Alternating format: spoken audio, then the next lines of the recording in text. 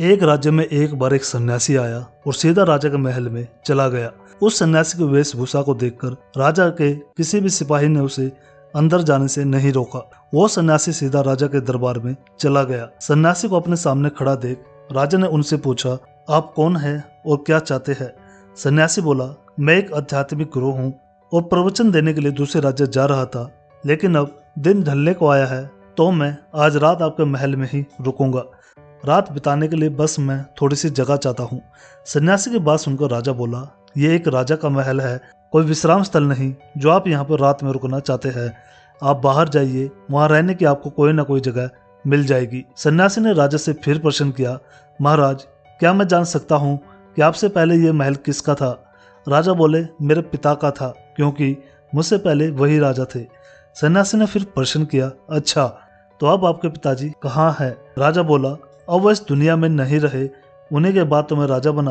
अच्छा, आपके पिता से पहले ये महल किसका था? सन्यासी ने फिर से प्रश्न पूछा। राजा को अब गुस्सा आने लगा, लेकिन फिर भी उसने शांत होकर जवाब दिया, मेरे पिता से पहले ये महल मेरे दादाजी का था और अब वो भी इस दुनिया में नहीं है। अब सन्यासी बोला, ये जगह जो न कल तुम्हारी थी और न ही तुम्हारे जाने के बाद ये किसी और की होगी। इस संसार में लोग कुछ ही समय रह पाते हैं और फिर चले जाते हैं। जहाँ हम अपना समय बिताते हैं वही हमारा विश्राम स्थल है। ना तुम इसे अपने साथ लेकर जा पाओगे और ना ही कोई और। बताओ, ये महल एक विश्राम स्थल नहीं है तो और क्या है? राजा उनकी बात समझ गया। उसने सन्यासी को रुकने की जगह दे दी। दोस्तों, यह बात तो हम सभी जानते हैं कि इस संसार से हम कुछ भी लेकर नहीं जा सकते। खाली हाथ आए थे वो खाली हाथ ही जाना है।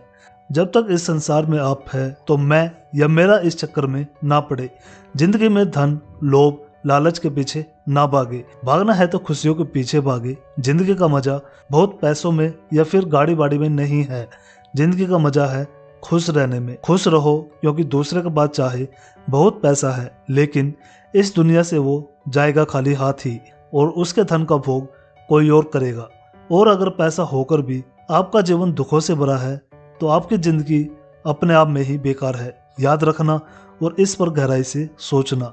आलीशान जिंदगी से बेहतर है एक खुशहाल जिंदगी। दोस्तों, आपको ये कहानी अच्छी लगी तो हमारे चैनल को जरूर सब्सक्राइब करें और इस कहानी से आपको क्या सीखने को मिला वो आप हमें कमेंट बॉक्स में भी बता सकते हैं।